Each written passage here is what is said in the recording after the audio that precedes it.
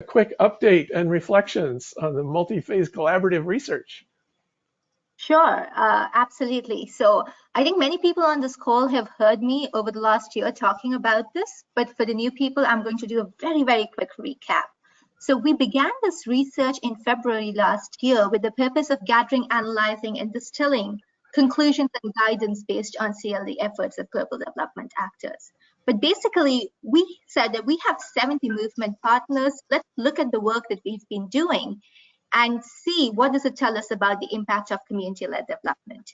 So after extensive consultations with monitoring, evaluation, research, learning, and program professionals from a lot of movement members, we honed down to 3 research questions that you see on the screen. Where has community-led development worked, how and why? And consequently also, where has it not worked and why? What has been the impact of community-led development programming? And finally, something that I heard constantly from different partners, how do we adapt existing evaluation methods to capture the complexity of community-led development and its impact? Because our current methods are really not helping us to do that. So if we can go to the next slide, John. Oops. Yeah. So we reached out 35 monitoring, evaluation, research, learning, and program professionals from 23 different organizations.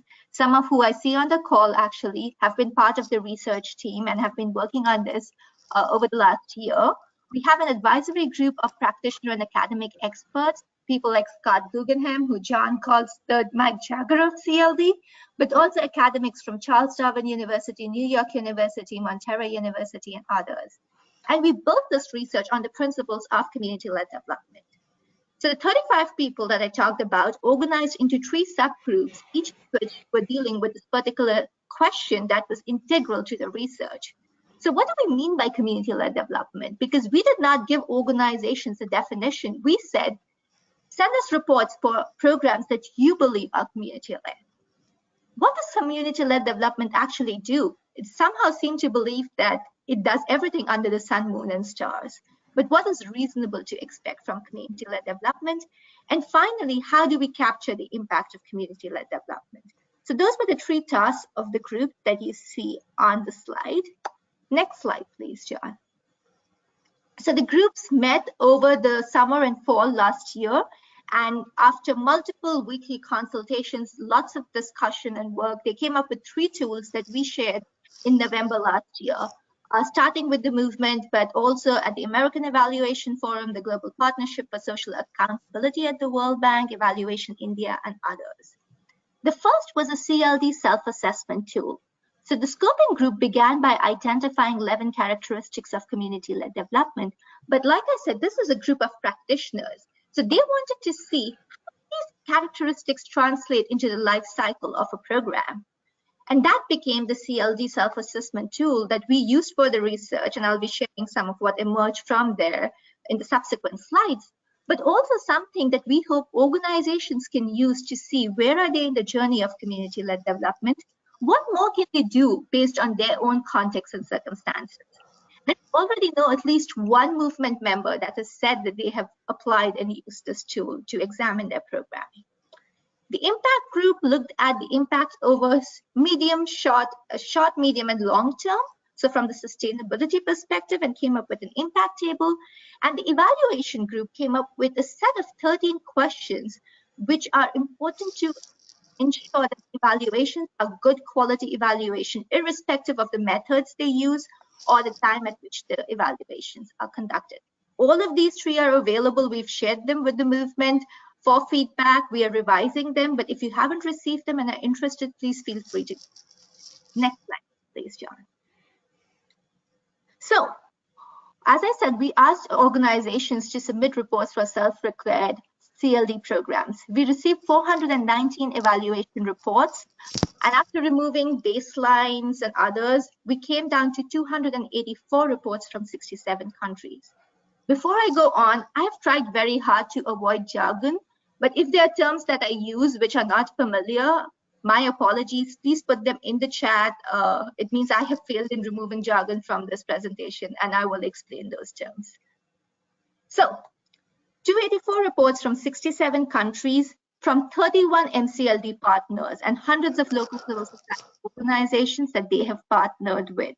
Now, you can't see it very well on the graphic, but a bulk of these reports, so 58% or 185 reports are from Africa, 101 are from Asia, 24 from Central and South America, 1 from Papua New Guinea in Oceania, and 7 from Europe. And most reports are from Ethiopia, actually, 26 reports, followed by Uganda, Malawi, and Bangladesh. So in terms of timing of the report evaluations, when the evaluations were done, almost 50% of the evaluations were carried out either towards the end of the program or just as the program had ended. 12% were ex post evaluations, which means that they were done 2 years or more after the program ended and tried to look at the sustainability dimension. And as you can see from there, for 31% of these reports, we either didn't know the evaluation year, the programming years, or at what point it was done. So we don't know the timing. Next slide, please. So the basics. For 256 out of these 284 reports where we had the information on where they were done, 191 were in rural areas and 59 in urban areas. Now, keep in mind that some programs were in both rural and urban areas, and there were some programs that were advocacy related or conducted in refugee camps, so don't fall into this criteria. The average duration of the programs was 4.88 years. Again, the caveat here is that this is the average duration for the program for whose evaluation report was submitted. But in many of these cases, the organizations had already been working in those areas previously through different programs and grants. In this current subset, World Vision and the Hunger Project had the longest running programs, and most of the programs that were long-term programming were privately funded. What that means is that the money did not come from a single grant, which was by a multilateral, bilateral, or a foundation, but came through other means like child sponsorship or investors or online fundraising or shops, so different means of programs. Now, if you look at the average duration of programs, and 164 programs were 1 to 5 years, 30 programs were for more than 10 years, 39 were from 6 to 10 years. So we do have a lot of long-term programming. However, 27 programs were less than a year. Not surprisingly, these were for humanitarian or emergency programming, but also livelihood programs tended to be normally short-term programming. If you look at who's funding these programs, we didn't have that information for almost 100 of the reports or programs. But mostly, 71% were privately funded, and USAID was the single biggest bilateral or multilateral donor with 39 programs in this. Surprisingly, foundations or funding different funds had only funded 24 programs in the study. John, can we go to the next slide, please? Okay, so I mentioned the 11 characteristics of CLD that the scoping group had identified. Now, before I go on, the caveat here is that what you see in this and the subsequent slides are based on my observations as lead researcher when I applied the CLD rubric or the tool to all the reports that were sent to us. They do not reflect the opinion of the scoping group whose work was used to conduct this work. So you see there were the 11 characteristics of CLD, including participation and voice, inclusion, community assets, capacity development, collective action and planning, community leadership, accountability, and the others. Not surprisingly, inclusion and participation were the most visible in the reports. However, the inclusion, they were often limited to specific groups that were the focus of the programming. So it wasn't being overall inclusive with all groups, but it was including women or including youth or including people with disabilities or at times 2 or 3 groups. Also, inclusion and participation were normally in the context of service delivery or participation in meeting, but seldom reflected as a voice in decision-making processes. Facilitation was one common characteristic in all these programs, and it was important for enabling a number of CLD characteristics from collective action to participation. So it was mentioned in 57% of the reports, and 96% of the reports had some kind of training in it. Though, of course, it could include technical training or training for own staff on conducting the program. Now, one would imagine that community-led development is all about community leadership. And 65% of the reports actually have the term local leadership, community leadership, or village leaders in them. But it is always in the context of consulting them for evaluations. Very few reports talk about building community leadership or having community leadership in decision-making positions for the programming. Finally, what's been missing? Well, the factors that featured in very few reports were accountability. Often the only mention of accountability was about, complaints, mechanisms for communities to get to NGOs and say this is not working well, but seldom was there a feedback loop that was completed, that is organizations going back and telling communities what did they do with their feedback or how they changed programming, or community leaders or facilitators being accountable to community members. Adaptability, missing. Collective action and planning, community assets and capabilities. Very few reports actually had these characteristics reflected in them.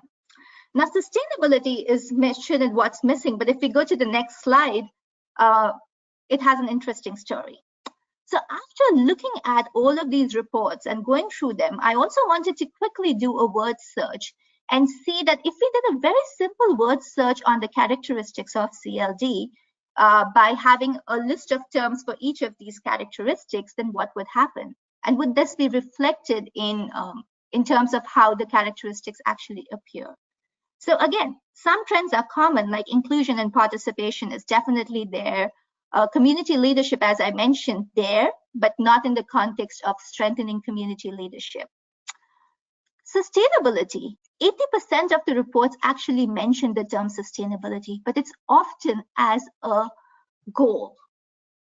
Very few reports actually talk about exit strategies or how is sustainability woven into program planning, or what role that communities have in sustainability and in exit planning. So next slide, please. So some key things that emerge. I think the most important thing is to remember that what we talked about is the presence or absence of these characteristics of community-led development in the evaluation reports. They should not be conflated with what is happening on the ground. It could simply be that these things are happening and they are not being reported. The important thing is to find out what is happening. Are they not being done or are they not being reported? The second thing is that whose definition of community-led development is it? It was, like I mentioned, a very diverse group of organizations who came together in the scoping group to create this tool and definitions. But we are very cognizant of the fact that most of them, they were all INGO members. And we're going to be addressing this, and I'll come to that in the next slide. The big dilemma that this has posed for us in the research is that when you read these evaluation reports, as I was just telling Danny before we started the call, there is very little in there that tells you that this is a community-led program. So in other words, it seems no different from an evaluation for a normal education or a normal health program. Then how do we know that the impact that we see is because of community-led development, that this happened because communities were front and center in the program? If we don't know what characteristics of CLD were implemented, and this has again had implications for how we are going forward with the research now. The purpose of evaluations. Most evaluations said that their purpose was learning. Actually, if you look at the way they were conducted, it seems that their real purpose was accountability to donors and very little learning, because there was very little inferences on what this meant for programs going forward in terms of how programs should be reviewed or changed. And what this really means is that we really need to strengthen and talk about how we do our evaluations, be it the quality of evaluations, be it the intent of evaluations, or be it the content of evaluations. And this requires work not just with us as implementing organizations, but with the donors, because they are the ones who often commission these evaluation reports. Final slide, please. So what is happening next? Well, like I said, that all of this data is being used to construct the landscape of CLD programming, which essentially means like, what are organizations doing when they say they're doing community-led development? The scoping group is currently analyzing the data on all of those 284 reports that have been reviewed with the tool. And after checking for inter-rater reliability against professionals and trained interns, we will have this ready for everyone. The self-assessment tool has been now revised with feedback and is going to be available with guidance. So if you want to see how community-led a particular program is that you're implementing and what more can you do with those programs, this is the tool to be used. We're going to be conducting sense-making workshops with national chapters because, as we said, we are very cognizant of the fact that the team that developed these tools was primarily INGO professionals. So we want to make sure, is our definition of CLD how organizations at the national level and in communities understand community-led development. Finally, as I said, what the content of the reports has had serious implications in terms of how we go forward with the research. And we realized that what we need to do is a realist review. And this realist review would help us. So realist review is an approach where you don't look at does something work, but rather you try and understand how and why do things work. What are the processes and the mechanisms that are taking place in a particular context that give us certain impacts? And this realist review is going to focus on facilitation and community leadership to begin with, thanks to World Vision, which has sponsored the training. The team is already being trained on realist reviews by a world-renowned expert in this. It's a 1-month intensive training that is currently underway. And finally, as we said, a lot of the evaluations, and as you saw from the previous graphs, don't even have basic information that evaluations or any program document should have. So the quality appraisal tool, along with guidance on how to use it for CLD programs, is going to be available as well. If you have any more questions on this, feel free to write to me. If you want to be more involved with the research, if you want access to any of the tools, the reports, please feel free to get in touch. I will put my email ID in the chat box. Thank you.